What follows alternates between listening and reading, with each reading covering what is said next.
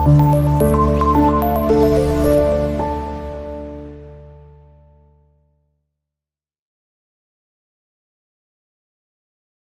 ఒక్కటి అమలు కావాలనుకున్నా భారతీయ జనతా పార్టీ అభ్యర్థి సర్పంచ్ అభ్యర్థి గెలవాల్సిన అవసరం ఉన్నది. ఎందుకంటే ఈరోజు పిఎం విశ్వకర్మ కన్నాయగూడెం మండలంలోని బుట్టాయిగూడెం గ్రామ పంచాయతీలో మినిమం 98 మందికి ఇవ్వడము మామూలు విషయమైనా కాదు అనేది మీ అందరికీ తెలియజేస్తున్నా. ఒకసారి మీరు ఆలోచించండి, ఏ ప్రభుత్వంలో 10 సంవత్సరాల నుండి టీఆర్ఎస్ కాంగ్రెస్ ప్రతి ఒక్క పార్టీలలో మీరు పని చేసిండ్రు, సేవ చేసిండ్రు, మీ అందరికీ తెలుసు. కానీ ఏ నాయకుడు కానీ ఏ కార్యకర్త కానీ పేదవాళ్లకు సహాయం చేద్దామన్న ఆలోచన ఎవరికి లేదు. మీరు ఇప్పటికి కూడా ఒకసారి ఆలోచించండి, ఏ పార్టీ వాడు అన్నది కాదు, ఏ పార్టీ వాడు అన్నది చూసి మనం సర్పంచ్ అభ్యర్థిని ఖచ్చితంగా గెలిపించుకోవాల్సిన అవసరం ఉన్నది. మేము అందుకే చెప్తా ఉన్నా, ఈరోజు కన్నాయగూడెం మండలంలో ఊరేవల కానీ ఏటూరు సింగారం కానీ ముప్పనపల్లి కానీ చుప్పవడం లక్ష్మీపురం దేవదులనైనా ఎక్కడనైనా అక్కడ ఉన్నటువంటి నాయకులు బాధ్యత తీసుకొని ఖచ్చితంగా సర్పంచ్ అభ్యర్థి గెలిపించే బాధ్యత వారిదే. ఎందుకంటే మనకు ఓట్లు వేయాలంటే మన నాయకుడు కూడా ఏ పార్టీ వాడు అని చూస్తూ ఉంటారు జనం. మనము దాన్ని ఖచ్చితంగా దృష్టిలో పెట్టుకోవాల్సిన అవసరం ఉన్నది. సరే, పైసలు అన్నది వాళ్ళు పంచుతారు, వీళ్ళు పంచుతారు, ఇంకోరు పంచుతారు. కానీ మన దగ్గర లేకపోయినా కేంద్ర ప్రభుత్వం నుండి ఏమి నిధులు వస్తున్నాయి,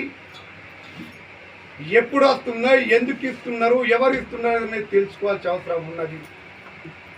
ఆ విషయాలు తెలవకుండా రాష్ట్ర ప్రభుత్వం కావచ్చు, లేక ఇక్కడ ఉన్నటువంటి కాంగ్రెస్ నాయకులు కావచ్చు, టీఆర్ఎస్ నాయకులు కావచ్చు, అనేక విధాలుగా మాయ మాటలు చెప్పి ప్రజల్ని కానీ అక్కడున్న యువకులను కానీ తప్పుతో పట్టించే ఏర్పాట్లు చేస్తారు. నేను ముఖ్యంగా మన మండలంలోని బుట్టాయిగూడెం గ్రామ పంచాయతీలో ఉన్నటువంటి పిల్లలకి ఇక్కడ ఖర్చులకు ఒకటే చెప్తా ఉన్నా, నేను ఇక్కడ పోటీ అంటే మాత్రం మీరు ఒకటే తీసుకోవాలి. బుట్టాయిగూడెం గ్రామ పంచాయతీ పోటీ అంటే అక్కడ మంత్రికి ఇక్కడ రామరాజకీయ అన్నది మాత్రం ఖచ్చితంగా నిర్ణయం తీసుకోవాలి. నేను చెప్తున్నా, బుట్టాయిగూడెం గ్రామ పంచాయతీ సర్పంచ్ ఖచ్చితంగా గెలవాలి, గెలిచి తీరాలి.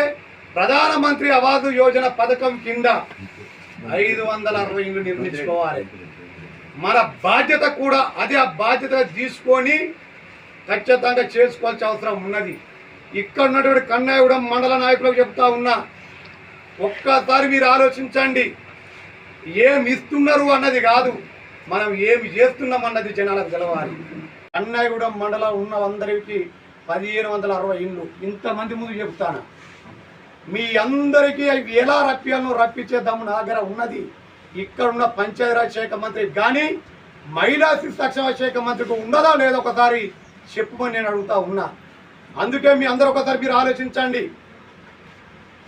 పైసలు ఉన్నోళ్ళని 10 ఏళ్ళ దాకా నీకు అగపడడు.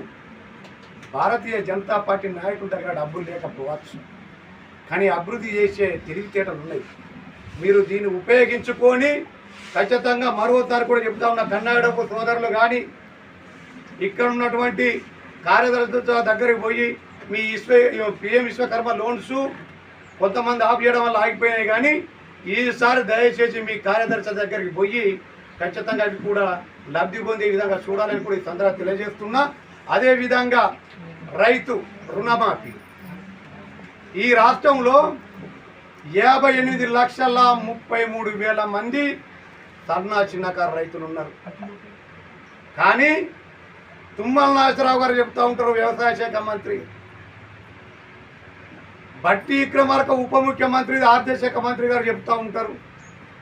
కానీ ఆ మంత్రులకు ఈ సీఎంకు వాళ్ళకి ఎటువంటి సంబంధం ఉండదు.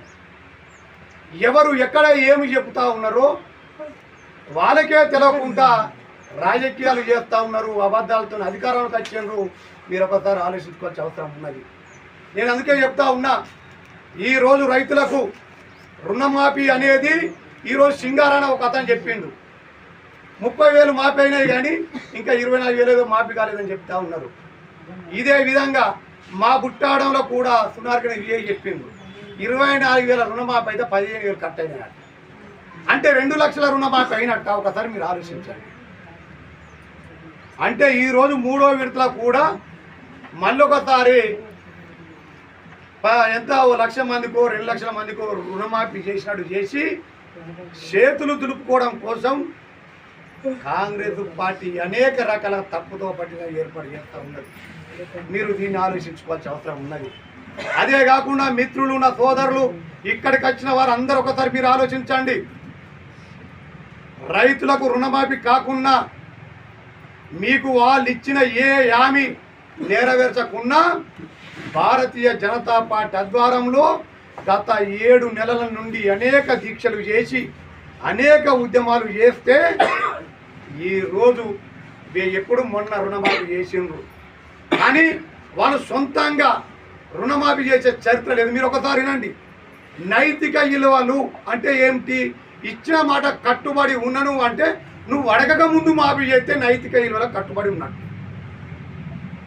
8 నెలల నుండి భారతీయ జనతా పార్టీ ఆధ్వర్యంలో అనేక ఉద్యమాలు చేస్తే ఈరోజు 17,40,000 మందికి రుణమాఫీ చేస్తే నువ్వు మాట మీద కట్టుబడి ఉన్నట్టు ఎట్లా అన్నది మీరు అర్థం చేసుకోవాల్సిన అవసరం ఉన్నది.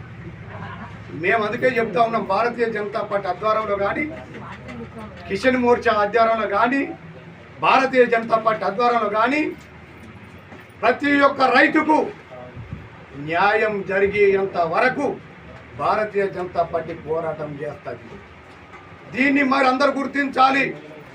ఈరోజు మీరు అనుకుంటా ఉన్నారు, ఏమనుకుంటారయ్యా అంటే భారతదేశంలో కేంద్రంలో నరేంద్ర మోడీ అధికారం ఉంటే రాష్ట్రంలో రేవంత్ రెడ్డి ఉన్నారు కదా అనుకుంటారు.